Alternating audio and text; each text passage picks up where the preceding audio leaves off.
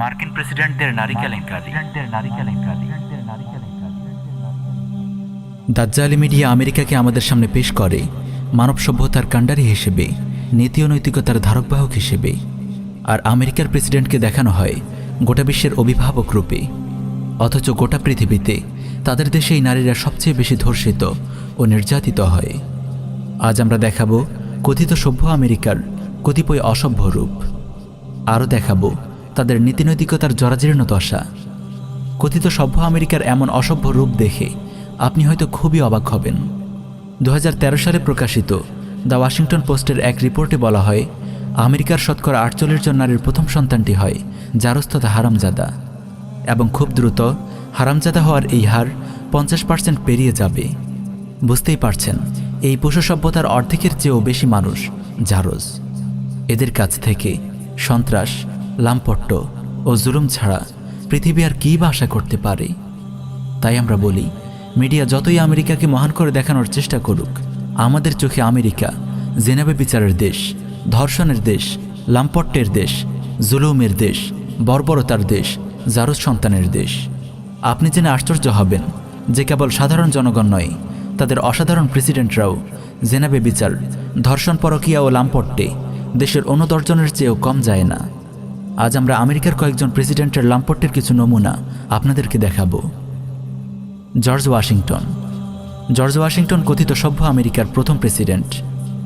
এই জর্জ ওয়াশিংটনকে তার পরিবারের জনক পরিচারিকার গর্ভের সন্তানের জনক বলে দাবি করে ওই পরিচারিকার বংশধরেরা। বিষয়টি প্রমাণের জন্য তারা ডিএনএ টেস্টেরও দাবি জানায়। Thomas Jefferson. আমেরিকার তৃতীয় প্রেসিডেন্ট থমাস জেফারসন স্যালি হ্যালিংস নামের একজন পরিচারিকার সাথে বিবাহ বহির্ভূত অবৈধ সম্পর্ক গড়ে সন্তানের জন্ম দেয় সে। 1998 সালে করা একটি ডিএনএ টেস্টের মাধ্যমে এই অবৈধ সম্পর্কের সত্যতা প্রমাণিত হয়। Franklin D Roosevelt. আপন স্ত্রী এলিয়ানার সেক্রেটারি লুসি মার্সারের সাথে দীর্ঘ সময়ের পরকীয়ার সম্পর্ক ছিল প্রেসিডেন্ট রুজভেল্টের। স্ত্রীর অগোচরে দীর্ঘদিন এই সম্পর্ক চালিয়ে যায় লম্পট এই প্রেসিডেন্ট।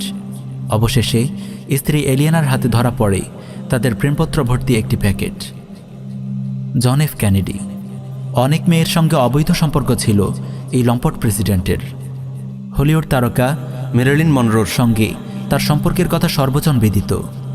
এছাড়াও অ্যাঞ্জি ডিকিনসন, মার্লিন ডিয়েত্রিস এবং স্ত্রী জ্যাকির প্রেস সেক্রেটারি পামেলা টার্নারের সঙ্গেও তার অবৈধ সম্পর্কের খবর পাওয়া যায়। George HW. বুশ বা সিনিয়র বুশ। আমেরিকার এই প্রেসিডেন্টের অবদান কেবল রক্তপিপাসু একজন নরপিচাস জন্ম দেওয়ার মাঝে সীমাবদ্ধ নয়, বরং পূর্বসূরীদের রীতি অনুযায়ী এই লম্পটটাও জড়িয়েছিল অবৈধ সম্পর্কে। তার জীবদ্দশায় দুটি অবৈধ সম্পর্কের খবর প্রকাশিত হয়। প্রথমটি হোয়াইট হাউসের কর্মকর্তা জেনিফার ফিটজগারাল্ডের সাথে, আর দ্বিতীয়টি জনক ইতালিয়ান নারীর সাথে। George W. বুশ বা জুনিয়র বুশ লম্পট পিতার যোগ্য সন্তান হিসেবে নিজের সক্ষমতা প্রমাণ করেছিল এই রক্তপিপাসু হায়েনা। পিতার কাছ থেকে পাওয়া লাম্পট্যের শিক্ষা জীবনে বাস্তবায়ন করতে ভুলেনি সে।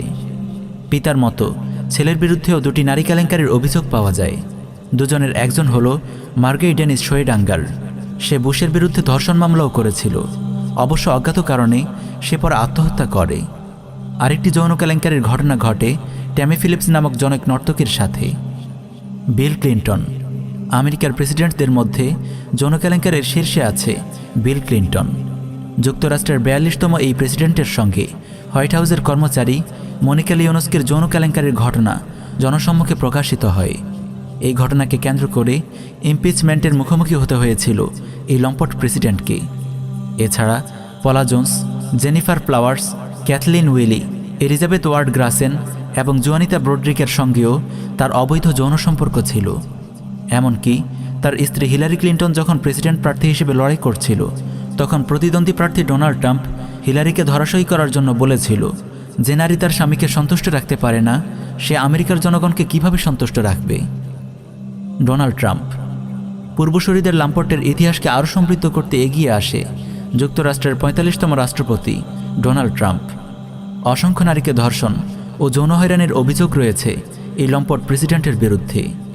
এই লাম্পটের কথা সে গোপনও করত না, খোলাখুলি বলতো। এমনকি নিজের মেয়েকে নিয়েও সে পশুসুলভ মন্তব্য করতে দ্বিধা করেনি।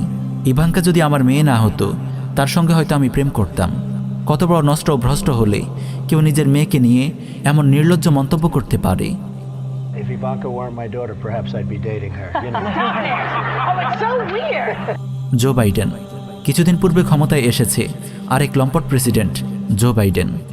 সাধুর বেশ ধরা এই শয়তানটির বিরুদ্ধে অন্তত 8টি যৌন নিপীড়নের অভিযোগ এসেছে। নারীদের প্রতি অশালীন ব্যবহার, নারীদের স্পর্শ ও নারীদের স্পর্শকাতর অঙ্গে হাত দেওয়া সহ নানান লাম্পট্য করে বেড়াতো এই লম্পট Joe Biden. Reid was among several women who said Biden had touched them inappropriately. Now threatened to undermine his bid for the White House. No, that ain't right, man. That ain't right. But it's a pattern of behavior that remains today. Those Joe Biden shoulder massages, they're like magic. You should try one. Oh, you have. প্রিয় দর্শক, সভ্যতা ও নৈতিকতার বুলি আওড়ানো আমেরিকার লম্পট প্রেসিডেন্টদের তালিকা কেবল এতটুকুতেই সীমাবদ্ধ নয়। পরিসর ছোট রাখার স্বার্থে আমরা কেবল 2-4 জনের নাম উল্লেখ করে শেষ করছি। এছাড়াও president Andrew Jackson, William Henry Johnson, John Taylor, James Garfield, Grover Cleveland, Warren Harding, Dwight D Eisenhower, Lyndon B Johnson সহ আরও অনেক বড় বড় লম্পট প্রেসিডেন্ট অতীতে গত হয়েছে। প্রিয় উম্মা, সভ্যতা ও নৈতিকতার মুখোশ পরা জারজদের দেশ অসভ্য আমেরিকার এই হলো আসল চিত্র। এই জন্যই তো আমরা বলি পাশ্চাত্যের পশু সভ্যতা। মুসলিম বিশ্ব হয়তো বিজ্ঞান ও প্রযুক্তিতে তাদের চেয়ে পিছিয়ে আছে, কিন্তু মানবতা, নৈতিকতা ও পবিত্রতার বিচারে এখনও মুসলিমরা পৃথিবীর শ্রেষ্ঠ জাতি। তাই এই অসভ্য পশ্চিমারা উঠে পড়ে লেগেছে আমাদের ঈমান আকীদা ও নৈতিকতাকে ধ্বংস করার ঘৃণ্য মিশন নিয়ে। তারা চায় মুসলিম বিশ্ব ছড়িয়ে পড়ুক তাদের লম্পট সংস্কৃতি। মুসলিম সন্তানরাও তাদের মতো হারিয়ে ফেলুক পিতৃপরিচয়, কারণ তারা জানে ঈমান আকীদা ও নৈতিকতাই মুসলিম উম্মাহর মূল শক্তি। এত বিপুল ও আধুনিক সামরিক শক্তি থাকা সত্ত্বেও আফগান, সোমালিয়া ও মালিসহ পৃথিবীর বিভিন্ন ভূখণ্ডে যে তারা মুজাহিদদের হাতে মার খাচ্ছে, তার মূল রহস্য মুমিনদের ঈমান আকীদা ও নৈতিকতা। তাই তারা মুসলিম সমাজ থেকে ঈমান ও নৈতিকতাকে ছিনিয়ে নিতে চায়।